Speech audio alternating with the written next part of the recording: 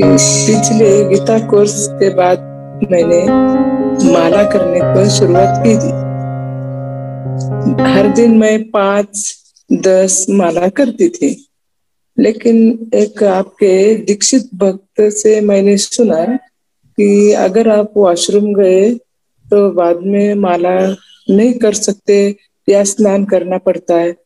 मैं ऑफिस जाते आते वक्त ऑफिस में कहीं भी माला करती थी, तो अभी मेरे को ऐसा अच्छा नहीं लग रहा, इस वास्ते वो कंटिन्यूटी नहीं रही। तो अभी क्या करना गलत है या सही, कैसा करना वो बताओ। भगवान का नाम स्मरण करने के लिए कोई देश काल पात्र मतलब समय और स्थान के नियमों की आवश्यकता नहीं होती, क्योंकि भगवान का नाम जो है अपने आप में अति शुद्ध है। किंतु वॉशरूम के संदर्भ में हमारे मन में ही बहुत सारी धारणाएं होती हैं। जब हम वॉशरूम के बारे में सोचते हैं तो हमें ही लगता है कि अच्छा, वॉशरूम में जाने के बाद हाथ धोना चाहिए या पैर धोने चाहिए। तो ये जो भेदभाव होता है ना, स्थान का भेदभाव, ये हमारे मन में होता है। और जब मन में भेद होता है, मन में द्वंद्व होता है, तो फिर ध्यान भटकता है। तो ध्यान ना भटके हमारे मन में, क्योंकि हमारे संस्कार वैसे हैं, इसलिए हमें वैसे नियम दिए गए हैं कि आप जब वॉशरूम जाते हो तो आपका मन ही थोड़ा सा कहता है कि हाँ, यहाँ पर थोड़ी गंदगी है, यहाँ पर जो काम किए हैं, जो क्रिया किए हैं, उसके बाद कुछ ना कुछ तो हमें हाथ पैर मुंह धोना पड़ेगा या स्नान करना पड़ेगा। ये स्वयं हमारे संस्कारों के अनुसार ये धारणा हमारे मन में होती है। तो क्योंकि सामान्यतः ऐसी धारणाएं हमारे समाज में है, मन में है, और मन स्थिर रहे तो हमें ऐसे नियम दिए गए हैं कि वॉशरूम जाने के बाद स्नान करके ही आप नाम जप करें। अगर आपकी मनस्थिति ऐसी है कि आप भगवान के नाम में रम जाना चाहते हैं, आप ध्यान से भगवान का नाम जप करना चाहते हैं, तो किसी भी स्थान पर और किसी भी अवस्था में आप भगवान का नाम जप कर सकते हैं, क्योंकि भगवान का नाम जो है वो अति पावन है।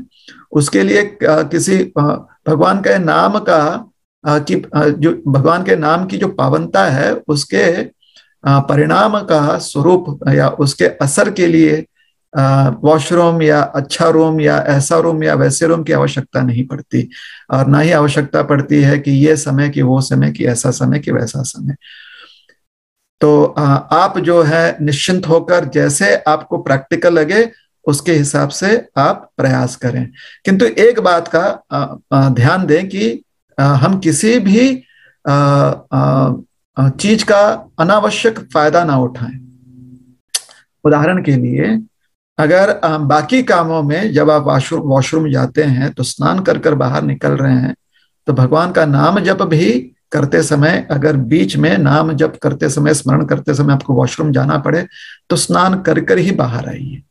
क्योंकि बाकी कामों के लिए भी आप वो कर रहे हैं। लेकिन बाकी कामों के लिए अगर आप सिर्फ हाथ मुंह पैर धोकर आ रहे हैं, या सिर्फ हाथ पैर धोकर आ रहे हैं, या नहीं भी धोकर आ रहे हैं,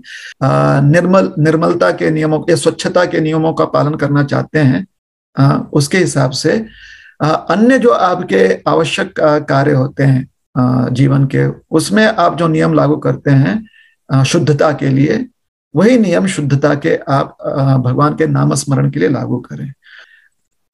जैसे भी आपके लिए संभव हो भगवान का नाम स्मरण करना,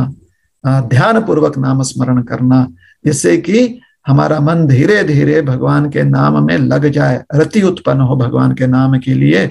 और भगवान के नाम क्योंकि अभिन्न है, इसलिए हमारी जो रति है, हमारा जो आकर्षण है, वो पूरी तरह से प्रज्वलित हो जाए हमारे जीवन में। फिर से चेतावनी ये देते हैं कि हमें अगर हमें कोई संधि दी गई है या कोई थोड़ा सा आसानी दी गई है, सहूलत दी गई है, हमें थोड़ा सा एक विशेष कह सकते हैं कि हमें हमारे लिए एक विशेष अवसर दिया गया है, कुछ विशेष एडजस्टमेंट किया गया हमारे लिए, तो उसका अनावश्यक लाभ नहीं लेना चाहिए। उतना ध्यान खाली रखें कि उसका अनावश्यक लाभ ना लें,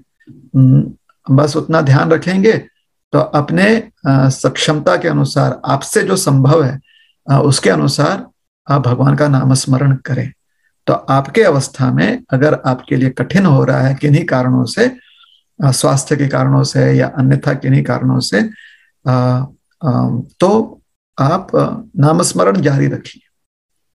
मंत्र स्नान कर लीजिए, मंत्र द्वारा जो है अपने मन को शुद्ध कर लीजिए और फिर आप भगवान का नाम स्मरण करते रहें, रुकिए मत। भगवान के